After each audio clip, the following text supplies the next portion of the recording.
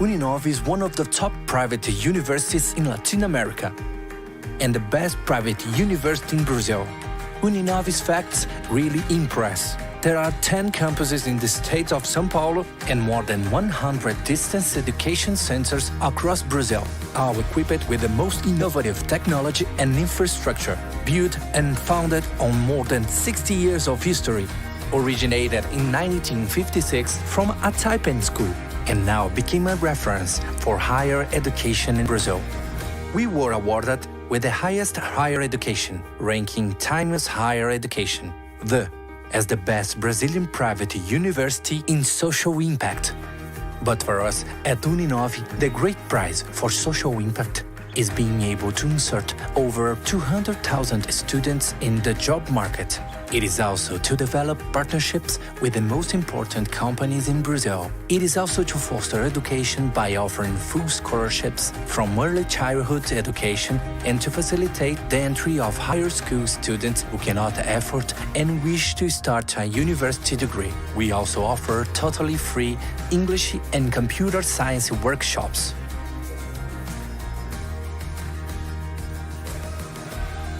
It is also to grant scholarships for the training of researchers and to be able to offer back to society all this knowledge.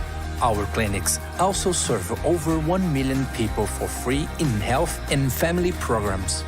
We promote dental care, medical, psychological, and develop social programs that give full scholarships involving students in important social causes. It is also training and transforming people through education.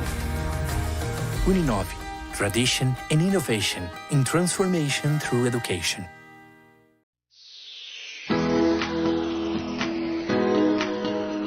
Compartilhamos da certeza de que métodos adequados de resolução de disputas criam ambientes de negócio muito mais dinâmicos. Acreditamos em pontos de vista que, equilibrados, geram soluções mais justas e eficazes.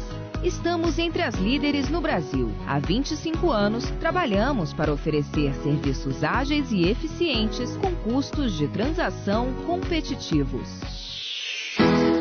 Câmara de Conciliação, Mediação e Arbitragem Ciesp-Fiesp. Equilíbrio e celeridade.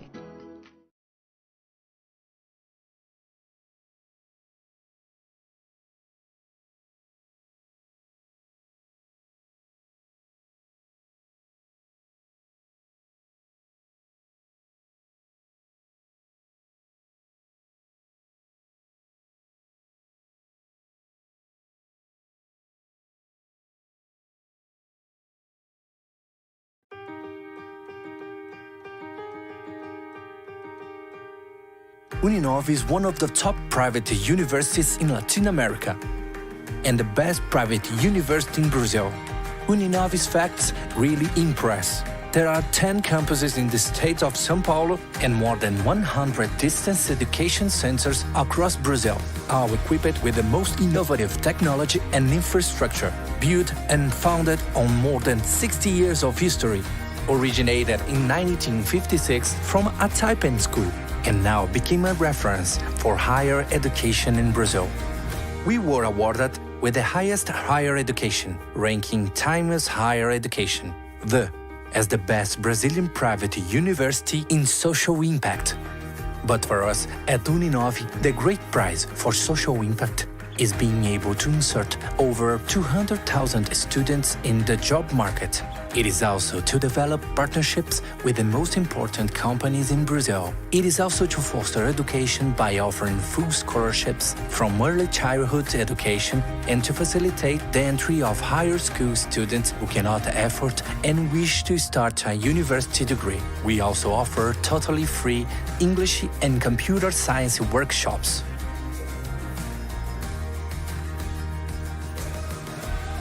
It is also to grant scholarships for the training of researchers and to be able to offer back to society all this knowledge.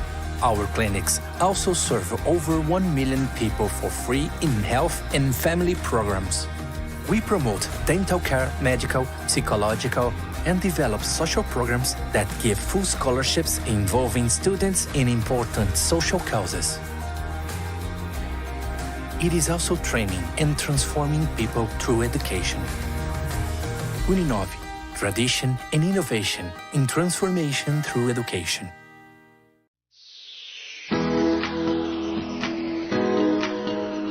Compartilhamos da certeza de que métodos adequados de resolução de disputas criam ambientes de negócio muito mais dinâmicos. Acreditamos em pontos de vista que, equilibrados, geram soluções mais justas e eficazes.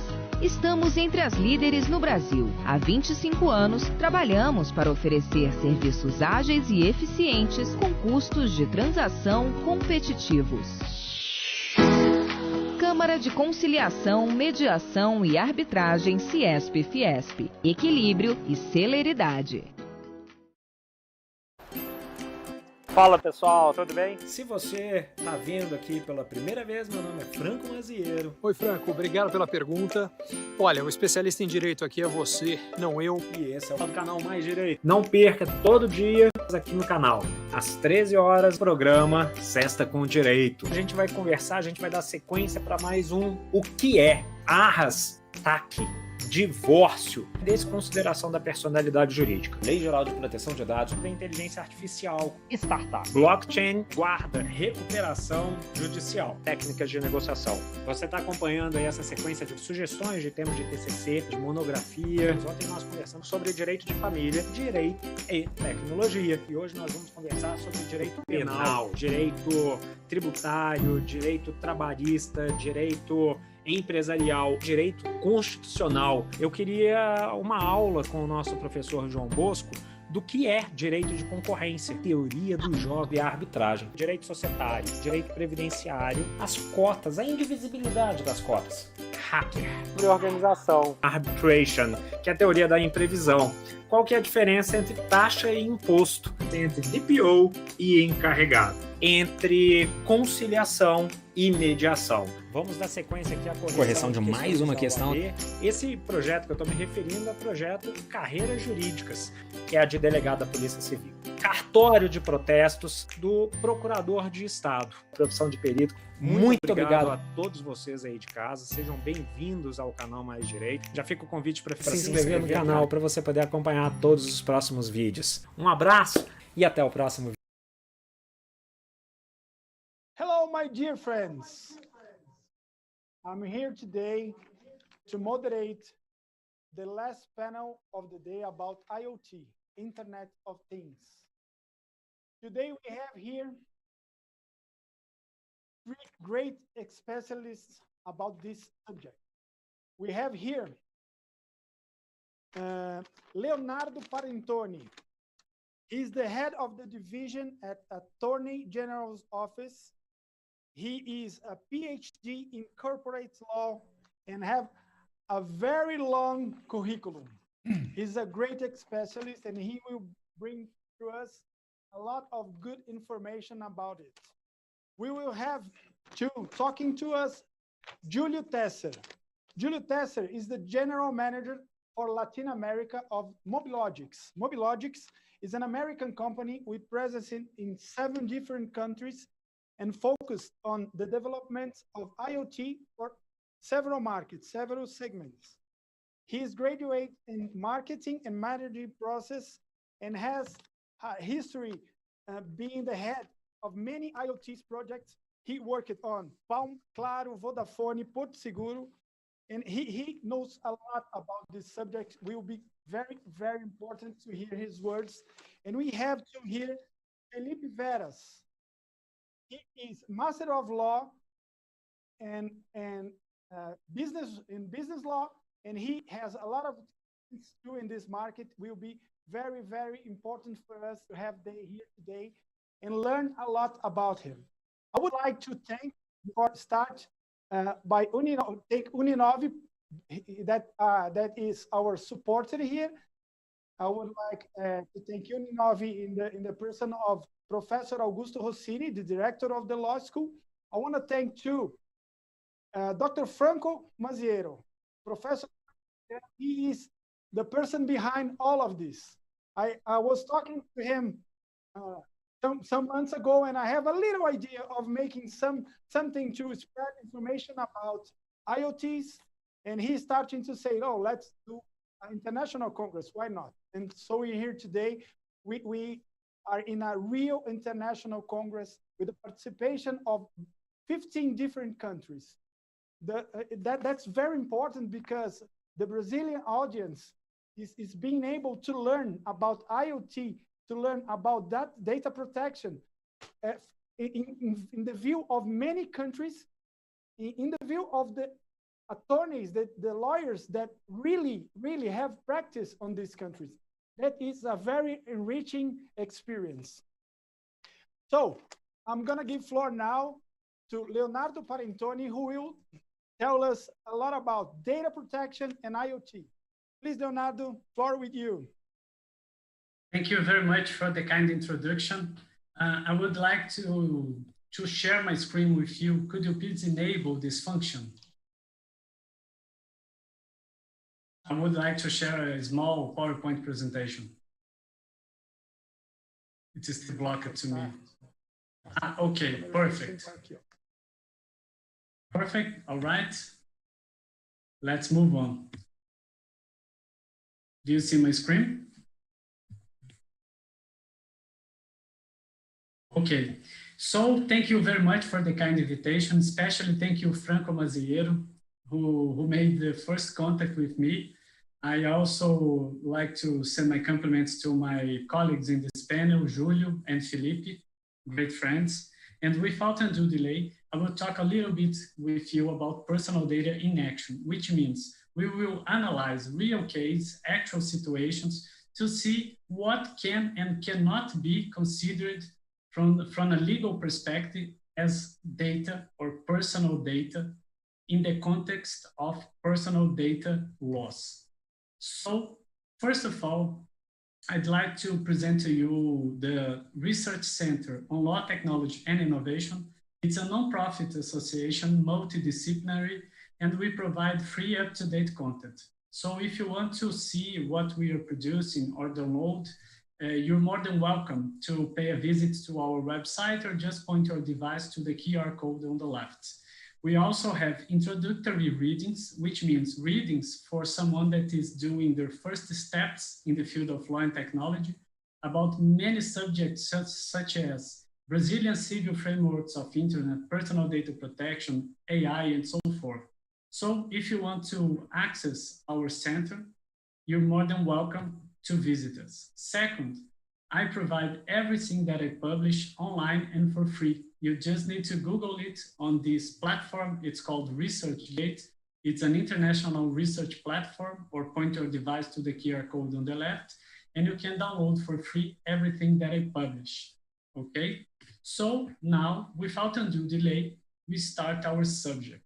But since it's an international congress, I could not start this conversation without this disclaimer. This disclaimer is about the Brazilian General Data Protection Act, or LGPD, as we call it in Brazil. And I need to tell you that our general law is not yet into effect.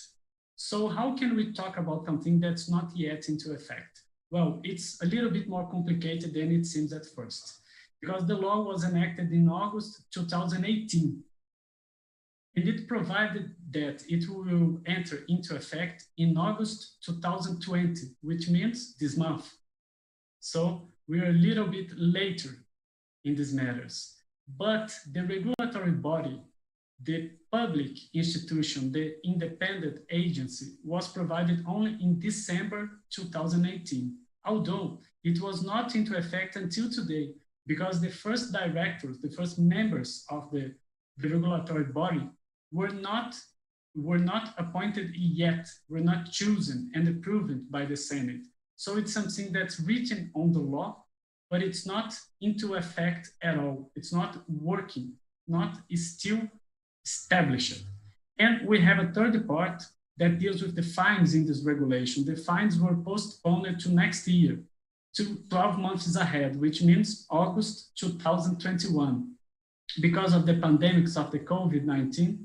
So we want to ease the burden on the companies, so we postponed the fines. And we have a fourth and final parts. What about the remaining parts of this regulation? Well, the remaining parts of this regulation are a confused explanation because they can come into effect this month, which means in 15 days, if a provisional measure discussed in the Congress will be repealed, or if it's approved, it will be postponed to May next year.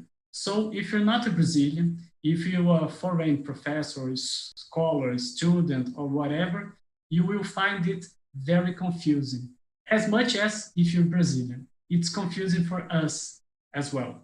But I need to provide you this disclaimer. So I'm talking about a regulation that it's not still fully into effect. Okay, moving on to the next part. Now I narrow down to the subject of this short presentation, the concept of personal data. The Brazilian concept of personal data is very, very based on the EU concept of personal data, the concept provided in the GDPR. So personal data in Brazil is information regarding an identified or identifiable person. And we need to split this concept into two parts. An identified person is an easy step. We know that social security numbers, address, phone numbers, name, IDs, and biometrics are classic examples of personal data. But we also have the second part. What is a personal data related to just an identifiable person, which means a person that is not yet identified? That's the subject of my short presentation, this second part.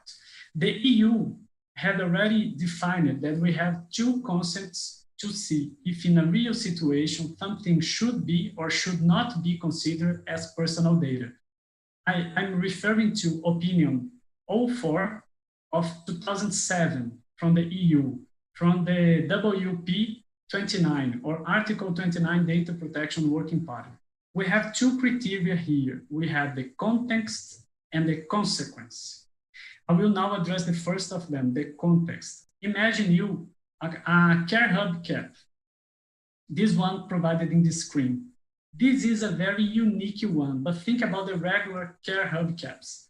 These regular care hub caps, they are not personal data because every vehicle from the same manufacturer holds the same product. For example, if you buy a Mercedes, the cap is the same for all the cars, as much as the tires and etc. If you buy a BMW, the same. The wires, the caps are all the same. But in this case, this is a unique one, and it's a real case. Someone ordered a care hub cap, much like this one, and used it into his own car.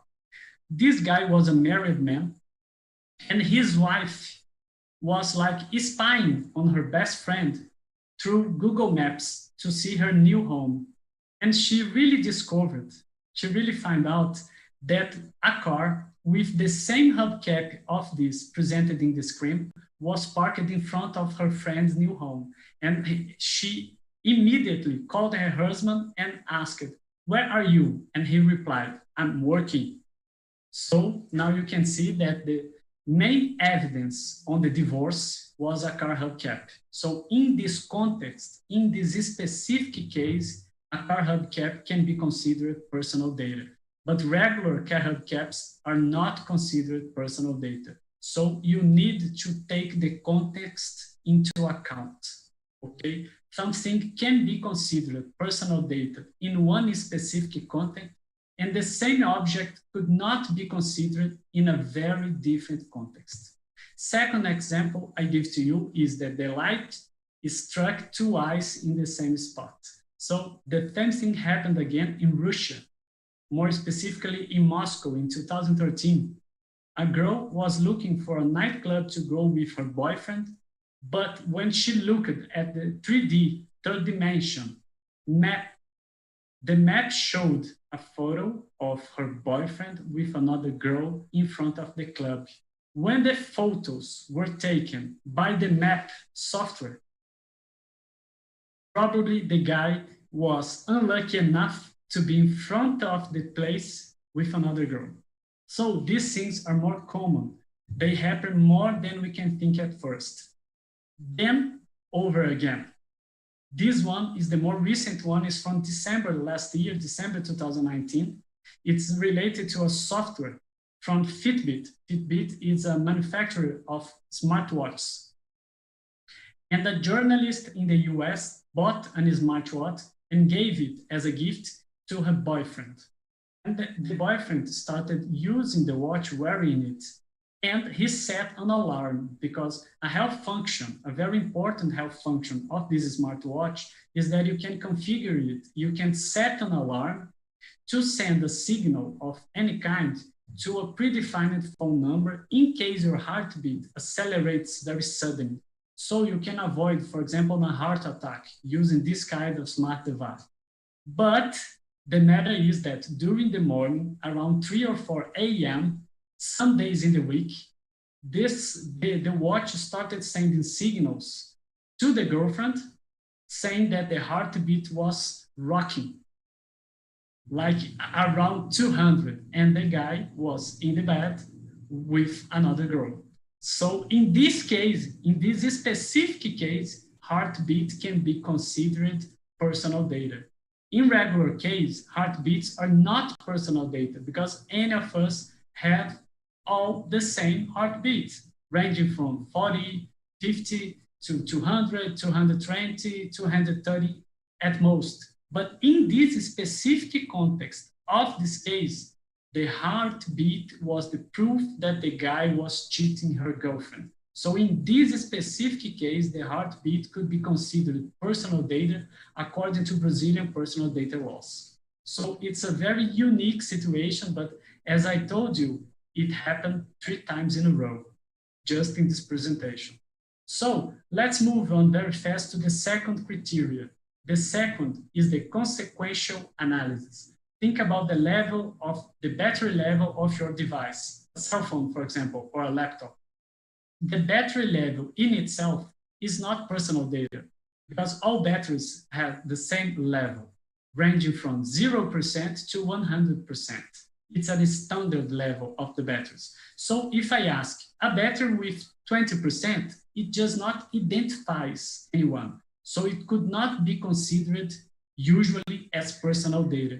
But in some specific context, when the consequence of having some level of battery, usually a low level of battery, when in a regular situation, in an actual case, the consequence for a specific individual of running out of battery is different, running out of battery could be considered as personal data and then subject to Brazilian personal data laws. For example, if you're calling a cab using a mobile app transport like Uber, Cabify, or Lyft, for example, imagine as an hypothesis, as an hypothetical situation, that the provider, which means the app, charges you more if you're running out of battery.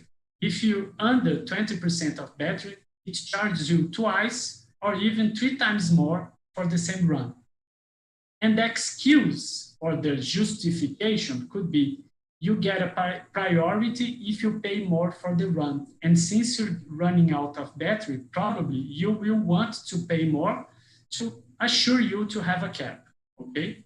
But in this specific case, the link between the price of the run and the person that will pay for it is the level of the battery. So in this very specific situation, even a regular standard data like battery level could be considered as personal data, because the same person could pay more or less depending on their battery level. So if the person suffered a different legal consequence based on the battery level is considered as personal information related to individual and then personal data, subject to Brazilian laws as much as the European laws. And then, as we are in the context, unfortunately, of a pandemics, of the COVID-19 pandemics, I move to an example of the pandemics. Imagine your temperature, your body temperature. Body temperature in itself is not personal data, because any of us have the same body temperature, ranging from 36 degrees Celsius to 40, at most 42, 43 degrees Celsius if the person is experiencing some health issue, is on fever, or got a cold, for example, okay? So body temperature in itself, it's not personal data. But imagine, in a real situation, 3 people in front of a shopping center, a mall, for example, and they want to enter. And they enter one by one. There's a glass door. The glass keeps closed. There is a reader, an X-ray reader, for example, or a thermal reader. A thermal reader takes your body temperature, reads it, and automatically, it's 100% automatization. It opens the door if your temperature is under 37, or it closes the door and sends you a disclaimer saying that you cannot enter the mall because your temperature is too high and maybe you have COVID-19. In this case, your temperature is the trigger that opens or closes the mall for you. So it opens a whole new world or it closes it to you in a walled garden. So the temperature in this specific context is considered personal data because it implies that you will have or will not have some rights and some properties. And you can do or do not think based on your body temperature. So in this example, body temperature is considered data and is subject to Brazilian data protection laws. And it's not a regular example. It's not a situation that happens more than often.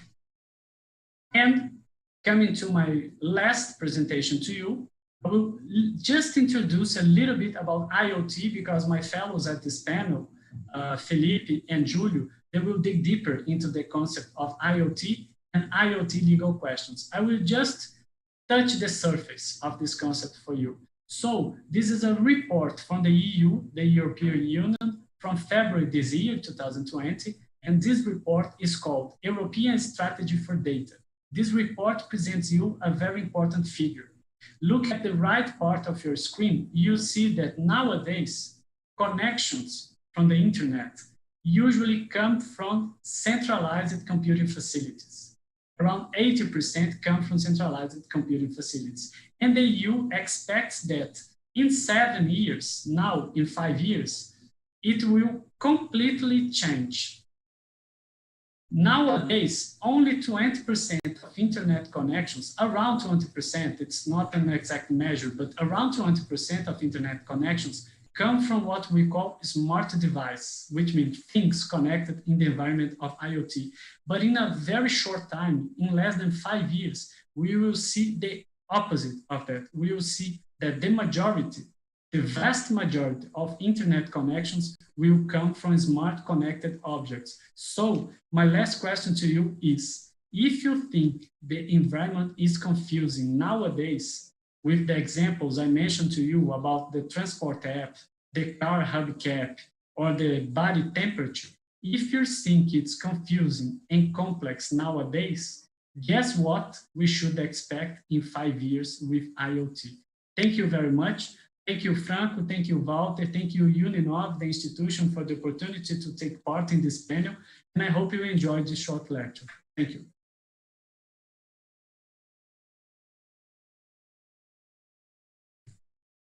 Hello, Leonardo. I want to thank you for your words.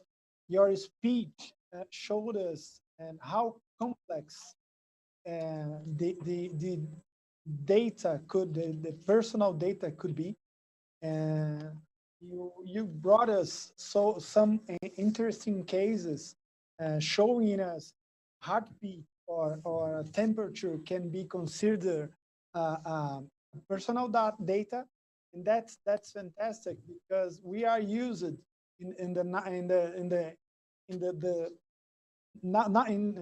today we're used to see just standard informations.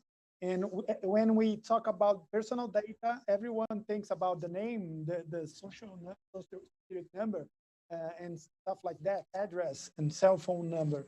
But you showed us how complex it is and how much work we have ahead to put the LGPD, the Brazilian Personal Data Protection Law, to really work. Thank you very much for the cases you brought us. And now we're gonna move on, hearing some words from Julio. Julio, as I said, is a great expert in the IoT market. And when we heard about IoT, a lot of people think that's my coffee maker making coffee when I became home, or it's the way I can close my windows or light my lights when I get home. But as Leonardo showed us how complex personal data could be, and Julio will show us how big is the applications of IoT. Please, Julio, I want to hear your words. Thank you to be here with us today. Thank you, Walter. I would like to share my screen too. Let me try to do it.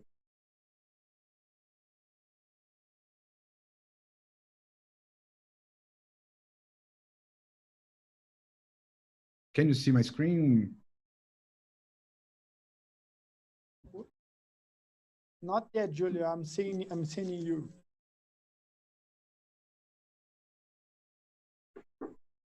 Really? Yeah, I'm not seeing.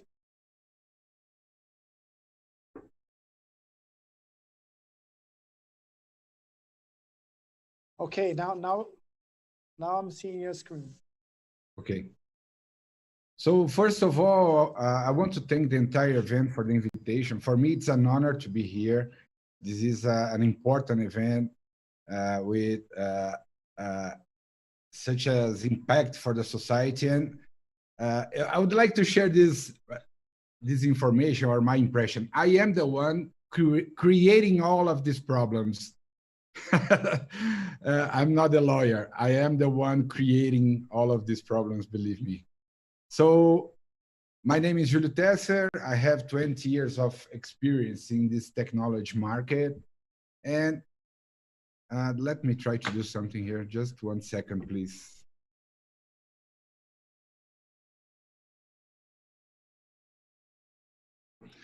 Well, for me, it's something different because now I am an experienced professional in a new market, because I'm doing this for the last 20 years. And in the beginning, this market was called machine to machine. Now it's IoT.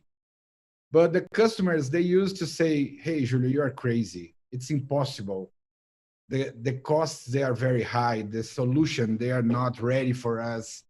The infrastructure is not ready. And, you know, they were right. But all of this made us ready for now. Now we are ready for the market. We are ready for the solutions.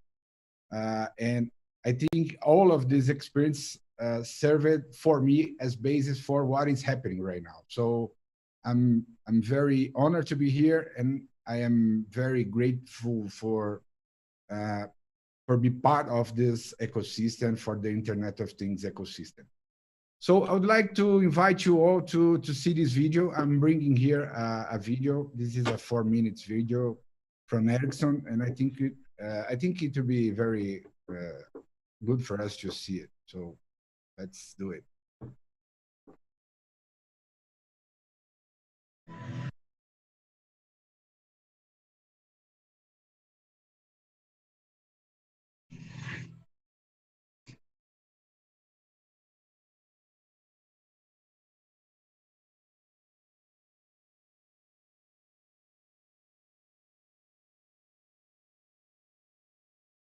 This video. Julio, we're not hearing the video. It's only image. Okay.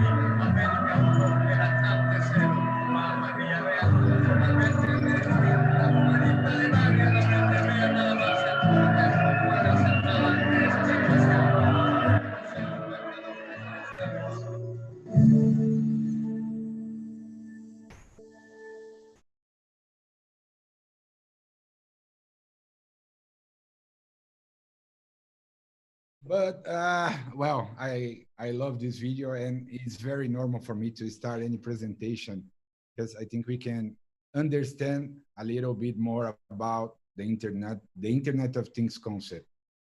But one question for me is very important. What is IoT? And for me, we can divide IoT in three main parts. The first one is sensors and devices that connect things. For example, the car or the refrigerator, or even the water meter in our home. The second part of this or this solution is the connection between all of these devices and sensors to the cloud or the internet, as we usually say. And the third part is the software that brings all the intelligence and the KPIs for us. So we have three parts or three important parts for an IoT solutions. But it's possible to see right now, all of these devices, all of these sensors, they are getting lower costs. We have available different types of sensors, a different type of devices right now. We have affordable network infrastructure, even more day after day. So it will be possible right now, to pay twice, three times less than we used to pay years ago for our internet connection. And all of these offer for us, I'm sure that we will bring the IoT for our reality day after day. We have to know how to deal with this new routine with the IoT.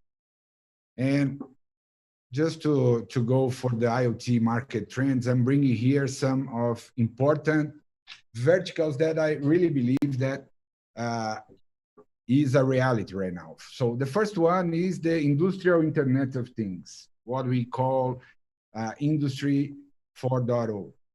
This term started in 2011 in Germany. And what is happening since there? The IoT now is responsible for deep impact change in this vertical, because now it's possible to connect, for example, machines. It's possible to know if it's time to change something for a preventive maintenance in the machine. You can manage the time that this machine is working. So it's possible to know if a machine is working for 6, 8, 10, 12 hours in a day. But it's not only related to for the manufacturing area. Now you have all the impact in the other areas related to the manufacture, to the industry. So for example, all the supply chain, all the logistics, even the distribution and the sales channel, they are impacted, because now it's possible to know how many pieces of something it will be ready at 5 p.m. of today. So it's possible to manage everything that you are buying for your production, or even now it's possible to manage the traceability of a product since the beginning of the production until the delivery of this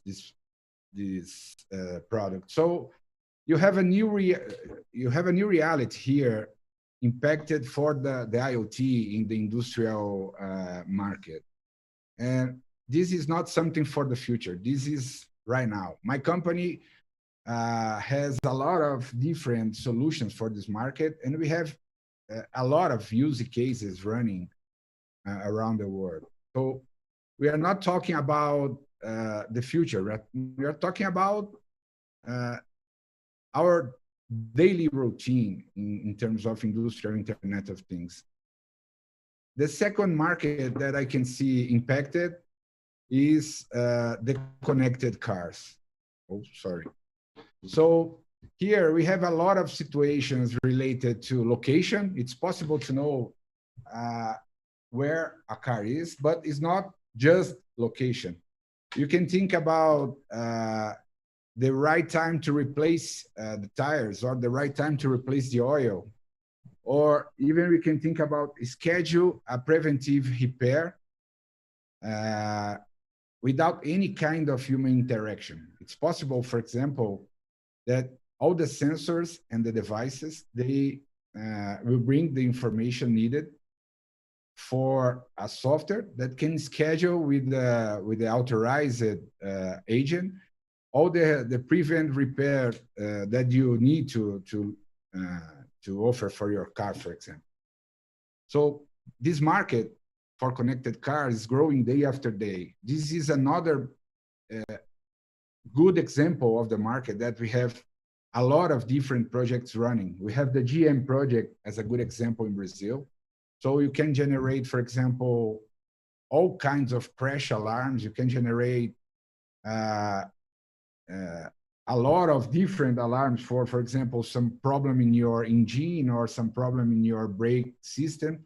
So the car is now sending real-time data for the cloud, and the software is working all the time to offer all the safety that you need, all the information for the manufacturer. So this is a reality for me, for example. I have a lot of different projects like this running. And the third good example that I'm bringing here is the smart cities. What is a smart city? Is a project that allows you to, for example, manage all the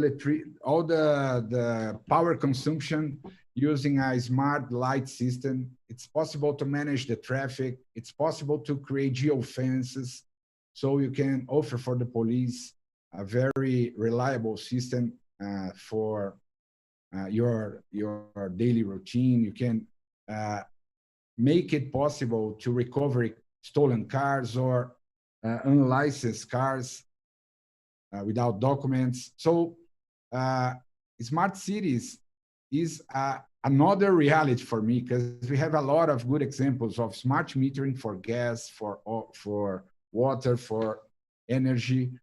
And this is happening. This is not the future. What I'm bringing here is the trends, but all of these examples, they are happening right now, right?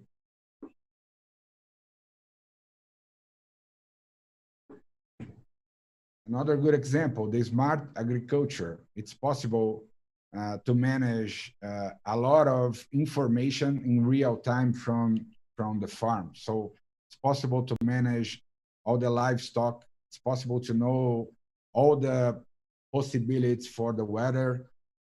It's possible to control the quality of your soil. So you have a lot of things happening in terms of smart agriculture in Brazil. It's a very important vertical for us, of course.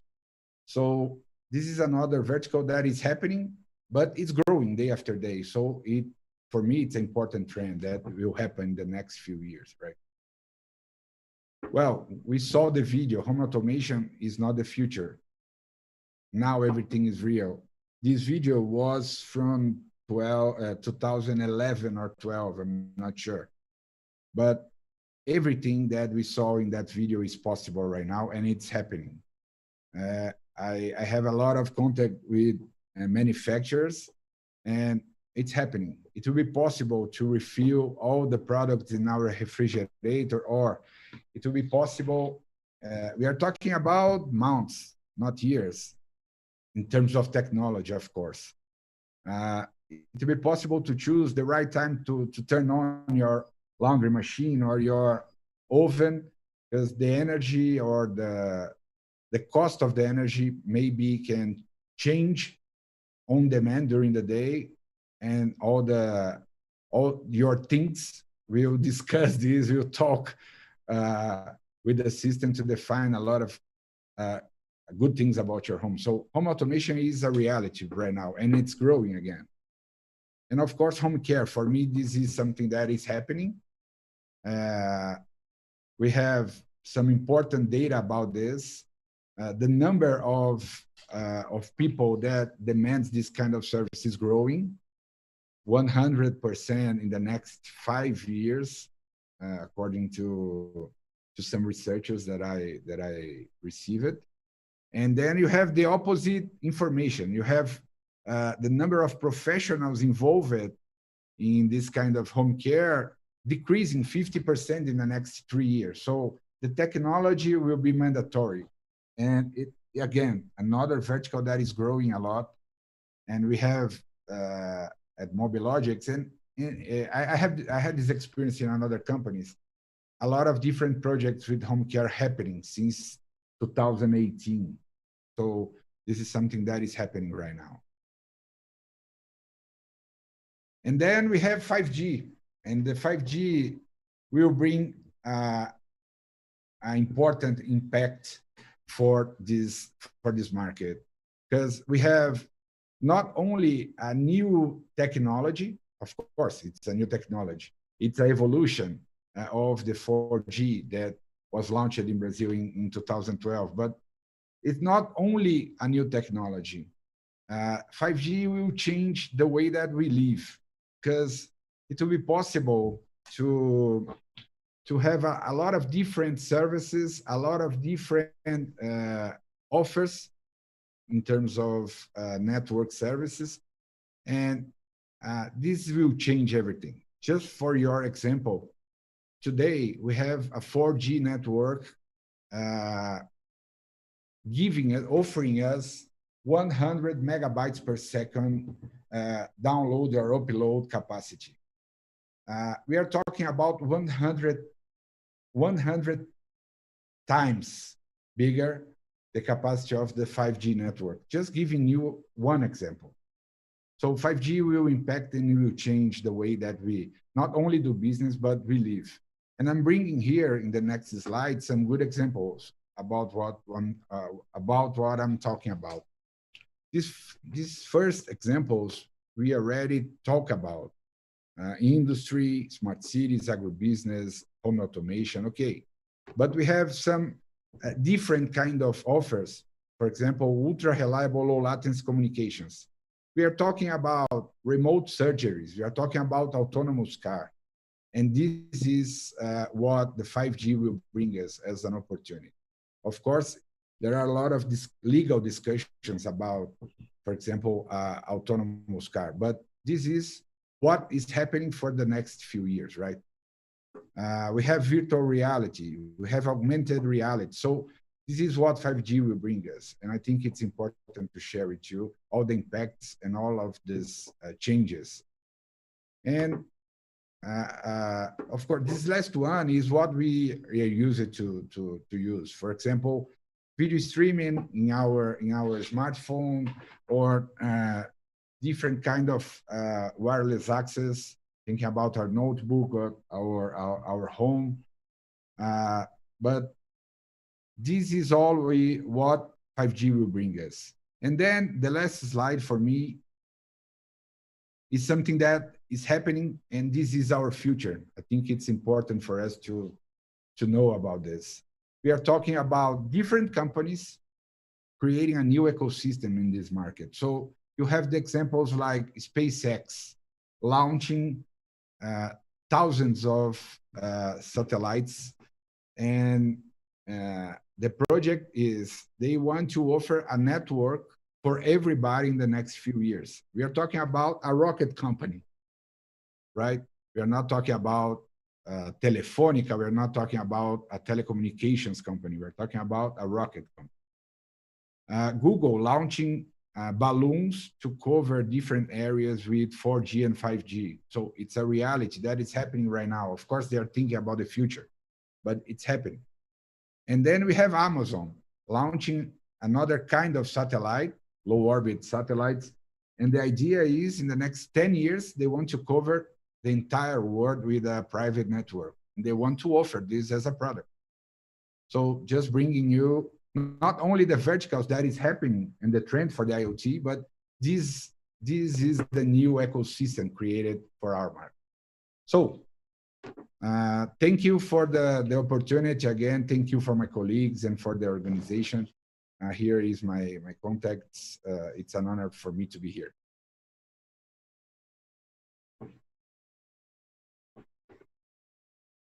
Thank you, Julio, for your word. It's very important for us on the legal community to have the reality of what is going on the development of IoT. We heard a lot about it, but we are not used to see what really is going on the projects as the projects you're running. So it was very, very pleasureful for us to see it, and I want to thank you very much. I just want to say, you guys, that Julio is a great friend of mine from a lot of years. We know each other a lot of years, and I learned with him a lot of digital technology. He's a great expert. He has great expertise on this subject. And now I wanna invite Felipe to say some words for us about the IoT and its legal impact. Please, Felipe, be welcome to talk to us. Thank you, Walter. I'd like to thank all of my colleagues and panelists that are here today and the students that are watching us right now. My name is Felipe Veras, and in order to better utilize the short time that we have here today, I'd like to focus on one main issue that has an array of different meanings and consequences, which is trust. It's quite simple, actually. Then I'd like to tell you about real-world commercial use example of new technologies and leave here with a couple of lessons. So our little arrangement that we had here with the order of the presentations was very fortunate, because I hope to bring into light some examples that makes us better understand the world that we live in today and possible legal impacts of the new reality that we now face. However, before taking a deeper dive, it's important to lay the groundwork. And in doing so, some recollections in very wide strokes is in order. So please bear with me here for a moment. It's no secret that human relationships revolve around a transaction of goods and services, big and small, simple and complex, every day, everywhere. In this context, some economists have described any situation in which an exchange is made as a market. And because of that, record keeping is incredibly important.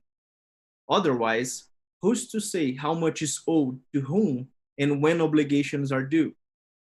Nonetheless, keeping track of everything is expensive, or at least it used to be. We now face a new reality in that regard. However, record keeping is one of the costs associated with running the economic system, so to speak. Transaction costs are therefore one of the major concerns when trying to efficiently allocate the costs of performance. And as society evolved, so did courts, and they began to enforce promises as long as some criteria were met, and they started to invoke trust in future actions, not merely in the present sincerity between the parties. Therefore, contracts became a clever and enforceable way to exchange goods and services, because if somebody failed to perform, it was possible to seek compensation. However, trust once again became an issue. How could you enter into a contract with someone, dispose of time and energy, and not to be properly compensated as agreed upon in the first place? So in an effort to solve this problem, contract law has generally been designed to make breaching it inefficient, so that performance is in the best interest of both parties. Thus, contract law has always been dealing with two significant issues: transaction costs and trust. In the old days, the verification process used to be a difficult and expensive task, one which we used to delegate to people or institutions with the means to do so, such as banks to verify financial transactions, for example, or even the government to verify the authenticity of documents, IDs, for instance, or simply to keep track of just how much stuff we own. And yet humanity, in its constant ingenuity, keeps coming up with new and creative ways to solve these problems. Now we have various different ways to cope with the old trust issues that we used to have.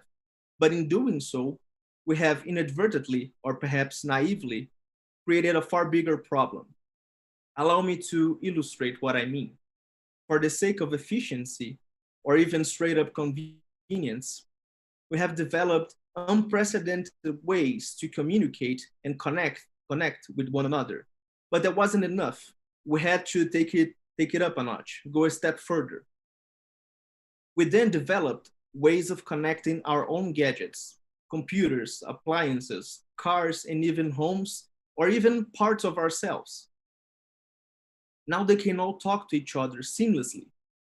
And we think that's great, and in fact it is.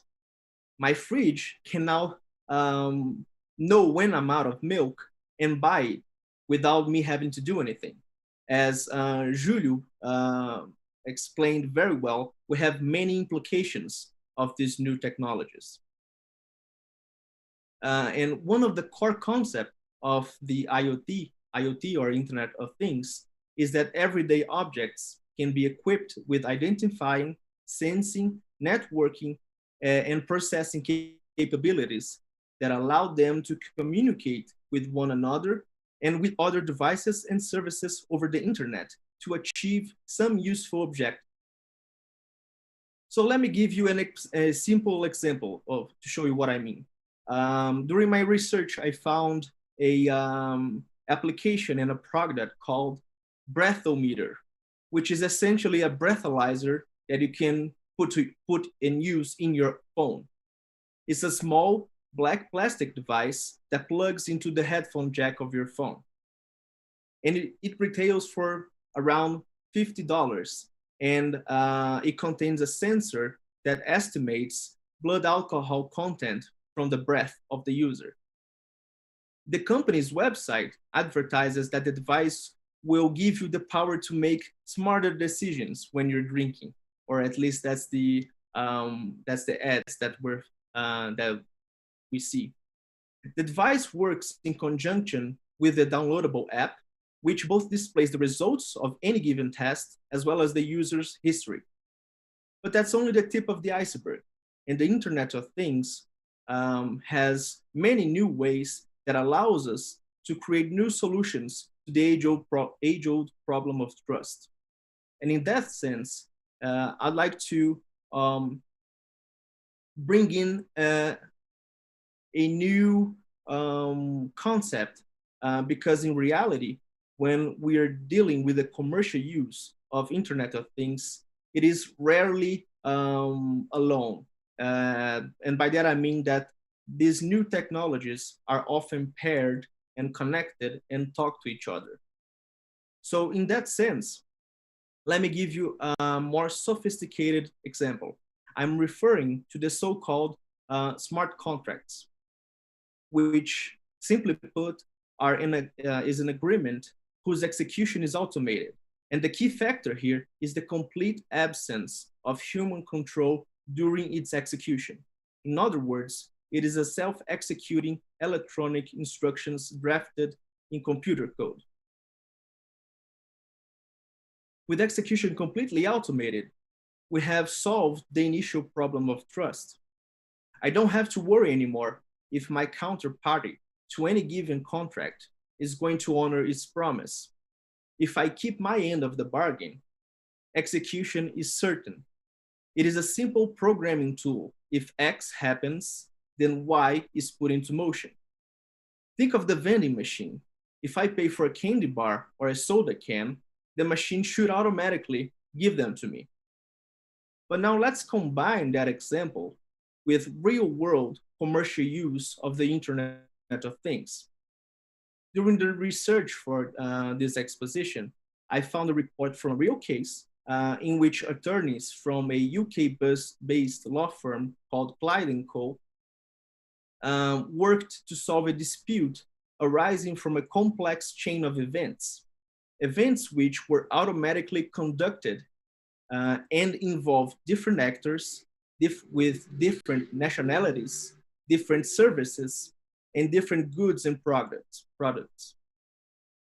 The case involved an agreement under which a Chinese company shipped goods to a Tanzanian company and an autonomous host operated through computers that were stored in Estonia triggered payments from the Chinese company to the Tanzanian company as soon as satisfactory data were downloaded from the ships and vessels transporting the contracted goods was received.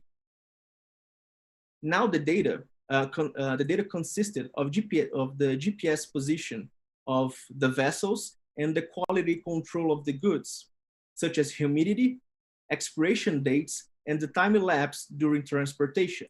And all of this was done through various sensors that were put in not only the containers, but the ships and the ports and other checkpoints. What made the case extremely complex was not only the fact that the parties had different nationalities, but also that they were not fully aware of the steps taken in that particular chain of events. The chain of events had different contractual relationships with different actors, as well as different dispute resolution provisions. For instance, some of them had dispute resolution clauses that called for arbitration, while others had dispute resolutions that called for litigation. Apparently, during one of the shipments, there was a failure in the software, which was physically based again in Estonia. And arguably, the failure happened due to a malfunction of the sensor installed in one of the vessels responsible for the transportation of the goods. And since the sensors weren't triggered, the payment for the goods was never put into motion. So then again, we are confronted with a trust problem where it shouldn't be one. And in order to make sense of all this mess and try to solve this problem, the lawyers involved investigated the full chain of events and proposed that all the parties involved entered into what they called an umbrella agreement or a master agreement, which encompassed all the parties involved and ensured that the same law and dispute resolution procedure were applicable to everyone throughout the chain. So that, and then they were able to submit that particular dispute to arbitration. Now, what does that tell us? What does that example teaches us? The first lesson that I'd like to leave you here with today is the fact that particularly in commercial relationships, it's important not to be so mesmerized by the potential of new technologies that we take for granted proper planning and understanding of how they actually work, or at least that's what, or at least what the steps are in that particular chain of events. We can see that new technologies do not function in isolation with one another. On the example that I use here today, we covered Internet of Things and smart contracts, and they are and this new array of different technologies are often paired in reality. So the other lesson that I think we should take from that example, specifically law practitioners and students, is that we are facing a new area of expertise. And as we heard so well put here today in this panel, this isn't some future that has yet to come. This isn't a Black Mirror episode that we only see on the TV. This is reality. So understanding these new technologies, such as IoT, smart contracts, and others alike, how they work, and most importantly, how they can be properly legally managed, are essential skills that we should strive to acquire as we enter into this new era of technological revolution. So I do apologize for not having prepared a PowerPoint presentation or having any other visual aids, but I hope that with this short example, we are able to use it as a stepping stone to begin to understand the legal consequences that we face. And that's it. Thank you very much for the time and your attention. I'd like to congratulate again all of you watching and my colleagues here today. Thank you. Thank you for your words, Felipe. I'm very glad you brought us a extremely important subject, that is the smart contract. We all know that the law is always 3-4 steps behind of the society development, and that's almost all the students that are watching us here today, they are not used to know and to deal with a smart contract, but I'm sure in 2 or 3 years that will be a great reality and will be the daily form of dealing with contract. I'm very sure of that. Thank you very much for bringing us this subject. Thank you for bringing the Estonia situation. We could do another Congress just about talking about Estonia, all the Estonia experience about the technology applied to the society and to the law. Thank you very much. Now we're gonna go to the second part of our talk, and I would like to propose for you, Felipe, for you, Leonardo, and for you, Julio, a reflection about all we said here today. Leonardo brought us the ideas of the data protection, the personal data that goes far beyond the name and the cell phone number. It goes to heartbeats, it goes to the temperature of the body. Julio brought us all the complexity of the IoTs that we always think about refrigerator, but it has a lot of importance and applying to healthcare, to agriculture, to preventing all the events of agriculture, of health, of the engines problems. And Felipe brought us all the reflection about the smart contract. And I like in your talk when you said, first we need to be in contact, and then we start having the contact with our devices and parts of our body. That's what's happening today. We have the IoT devices that are controlling parts of our bodies. That was fantastic. And what I would like to propose to you is to have a reflection about the IoT sensor collecting all information about us. That goes to personal data, as Leonardo said. And what's the consequence of all this data being collected by the sensors and dealing with artificial intelligence? What do you like, you, the three of us, about this mix of artificial intelligence, the IoT sensors collecting, and the data, the personal data being collected? I would like to hear some words. You can be free to speak in order you really want it. Now it becomes just a talk between us. You know, Walter, I'm thinking here about what Leonardo brought to our reflection. And if you think about your car, and now the device and the sensor knows that it's time to stop your car for a tire replacement, for example, or you have some problems in your engine, and the sensor is now interacting with the company, the manufacturer, just scheduling something for you without your permission.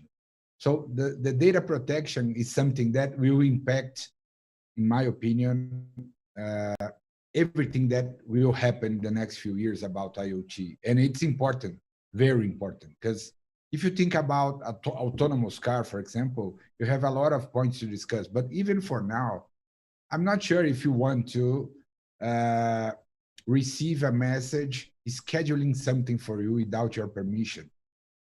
I'm not sure if you want to receive a call just informing you that it's time to replace your tires. So this is my reflection. I think we need to discuss more about this because, of course, I'm thinking about the technology all the time. But I can see all the private solutions, all the business-to-business solutions, it's happening. Because the companies, they want to install, they want to develop the solutions, they want to launch new technologies, but it's very important to discuss the data protection and all the legal impacts about this, because this is, in my opinion, the point to discuss before launching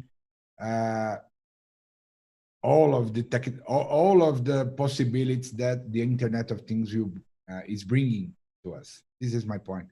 I think we need to discuss right now because we have all the technology available. We can do whatever we want right now in terms of technology. The network is available, the infrastructure is available, but the data protection is something very important before taking some decisions to implement solutions. So I'm bringing this point for the discussion. I heard a phrase that was, it's not why you can, that you should.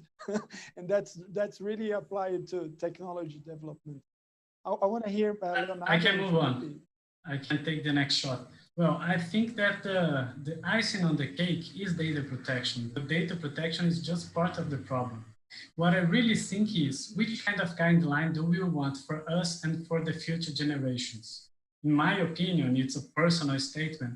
I think that machines cannot solve mankind problems. Machines can assist us so that we can solve our problems. That's my first guideline. So it goes to a conclusion that we should always, is of paramount importance to always respect freedom of will, that we have diversity, that mankind can make the choices. We cannot replace our choices by machine choices. That's it. We cannot be enslaved by machines.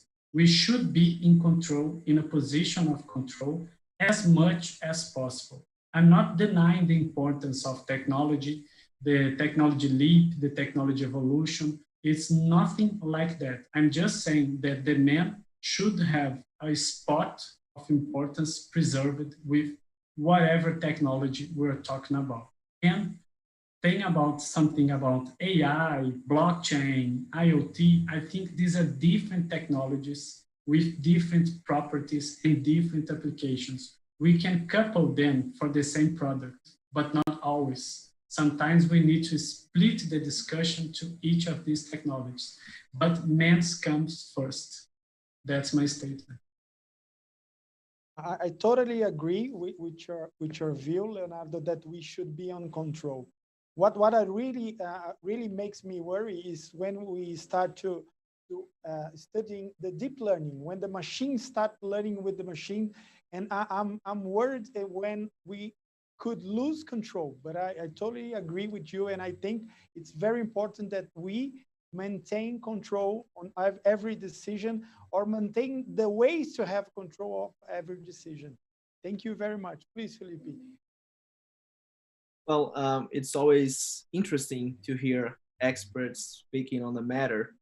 I'd like to also have not only a few comments, but other provocations. Regarding the data collection, we live in a world today that we have massive amounts of data being collected every second from all of us. I even have making a link to what Julio said. In the United States, for example, a few years back, they had essentially what was a black box in some models of cars, and they were called event data recorder. And they essentially recorded crash data. So insurance companies started to learn from that data and adjust their prices. Are they allowed to do that? And then data protection comes into play. But I also agree with Professor Parentoni when he said that when we are talking about trying to understand these new technologies, it's best to study them separately because they have different rationales and different implications within the law.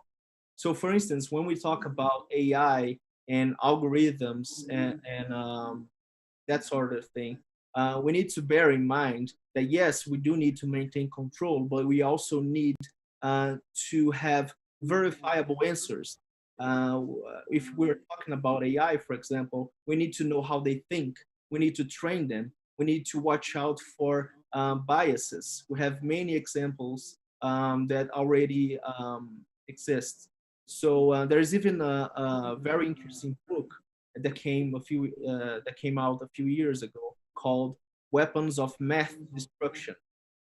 And the author, Catherine O'Neill, she essentially tells the tale of doomsday and apocalypse, trying to warn society about the perils of this kind of technology if they are not properly constrained or if we don't have the proper legal guidances in mind when we are using them.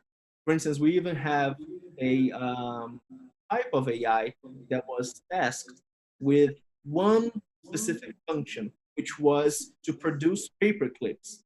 And the conclusion it came to is that it was better to annihilate the whole universe in order to produce the materials that were necessary to make more paper clips.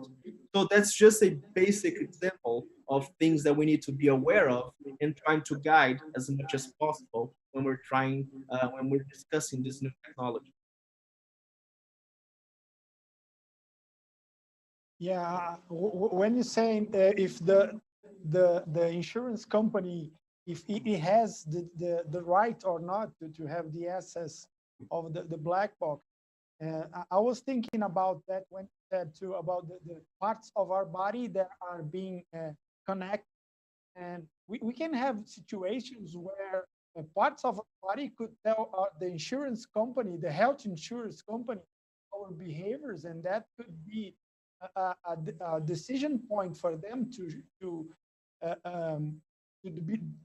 calculate the cost of our insurance. That's really a very concerning situation. We have to deal with the ethics of what we should do, technology, or what kind of information we can spread or not, and what is the impact of that in our life and in society life. I'm very worried, always worried about the IoTs using the AI and the ethics of it. As I said, it's not that we should use all the technology. We saw I think a year ago, in France, they decided to not use the face recognition technology. That could be very, very important for criminals arresting or for airport. But the French society decided that they did not want that kind of personal data, the emotions that are showing, to be used for decisions or for anything. We had a case here in São Paulo. The subway, the metro, the subway in São Paulo, they made a contract with an advertisement company. They made some panels, some posters with a camera that read the face emotions while you look to the post. And afterwards, the government here understand it as a violation of personal information, because it was reading the face and reading the emotion without the consent of the people. And so that's one of just a little example of some information that are being collected as our cell phones are collecting all we said, all the places we went to, all the people you get close to, and all the information are always being sended or spreading in the internet for advertising, for a lot of purpose that we did not consent. I would ask if you want to say some more, the last words, and we can get deeper in this.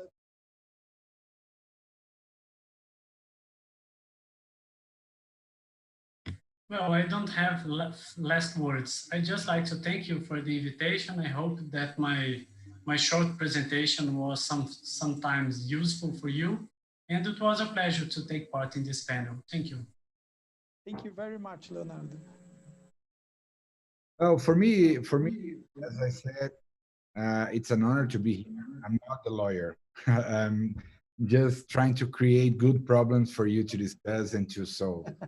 As you know, Walter, I'm always asking you something about this. But, you know, just adding something about what Felipe said, I have some insurance companies as customers here in Brazil.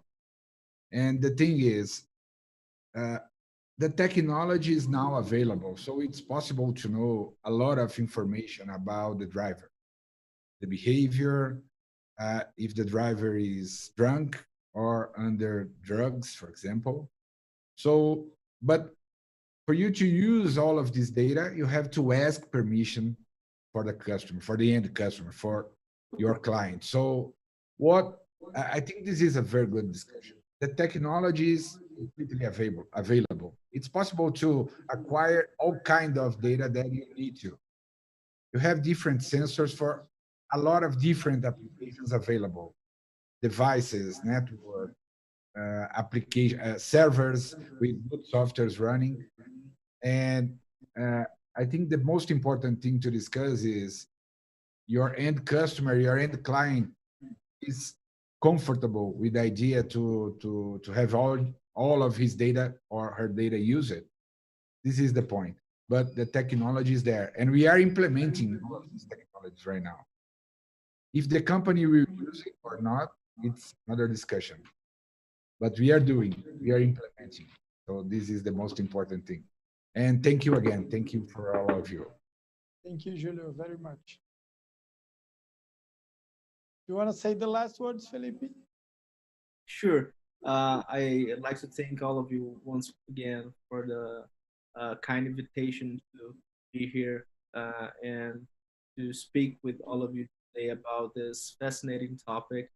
And regarding Julio's comments, we could spend a whole other Congress here discussing only that issue. So, of course, consumer consent is a very difficult and controversial topic that we face. And I won't get into any more detail benefit of our time here today. So yeah, I'd like to thank all of you. It was a pleasure to be here today.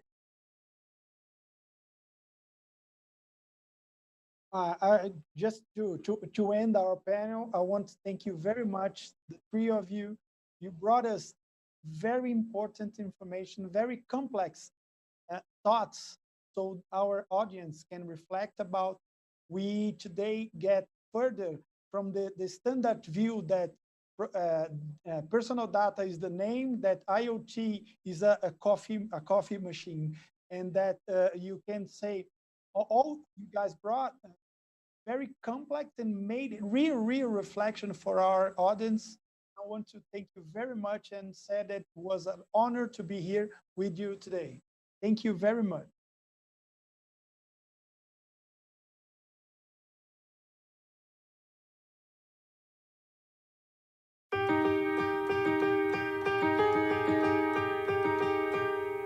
Uninove is one of the top private universities in Latin America and the best private university in Brazil.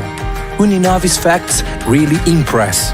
There are 10 campuses in the state of São Paulo and more than 100 distance education centers across Brazil, all equipped with the most innovative technology and infrastructure, built and founded on more than 60 years of history. Originated in 1956 from a typing school and now became a reference for higher education in Brazil. We were awarded with the highest higher education, ranking Times Higher Education, as the best Brazilian private university in social impact. But for us at Uninove, the great prize for social impact is being able to insert over 200,000 students in the job market. It is also to develop partnerships with the most important companies in Brazil. It is also to foster education by offering full scholarships from early childhood education and to facilitate the entry of higher school students who cannot afford and wish to start a university degree. We also offer totally free English and computer science workshops.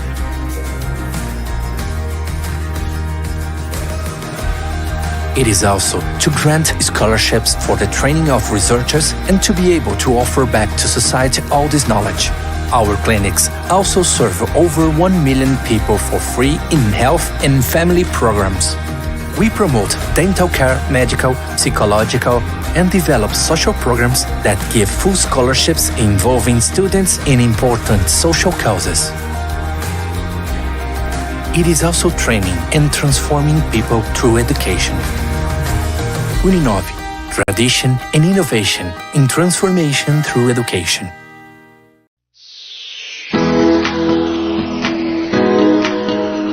Compartilhamos da certeza de que métodos adequados de resolução de disputas criam ambientes de negócio muito mais dinâmicos. Acreditamos em pontos de vista que, equilibrados, geram soluções mais justas e eficazes. Estamos entre as líderes no Brasil. Há 25 anos, trabalhamos para oferecer serviços ágeis e eficientes com custos de transação competitivos. Câmara de Conciliação, Mediação e Arbitragem Ciesp-Fiesp. Equilíbrio e celeridade. Fala pessoal, tudo bem? Se você está vendo aqui pela primeira vez, meu nome é Franco Mazieiro. Oi, Franco, obrigado pela pergunta. Olha, o especialista em direito aqui é você, não eu. E esse é o canal Mais Direito. Não perca todo dia aqui no canal. Às 13 horas, programa Sexta com Direito. A gente vai conversar, a gente vai dar sequência para mais um O que é? Arras, TAC.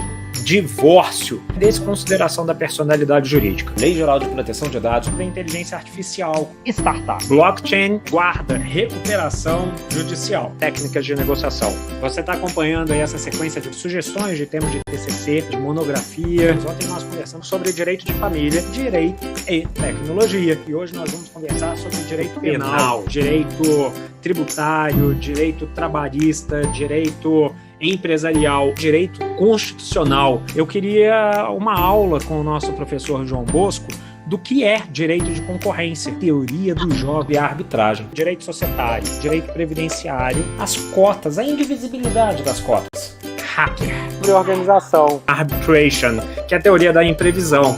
Qual que é a diferença entre taxa e imposto, entre DPO e encarregado, entre conciliação e mediação? Vamos dar sequência aqui à correção de mais uma questão. Esse projeto que eu estou me referindo é o projeto Carreiras Jurídicas, que é a de delegado da Polícia Civil. Cartório de protestos do Procurador de Estado, profissão de perito. Muito obrigado a todos vocês aí de casa, sejam bem-vindos ao canal Mais Direito. Já fica o convite para se inscrever no canal para você poder acompanhar todos os próximos vídeos. Um abraço e até o próximo vídeo.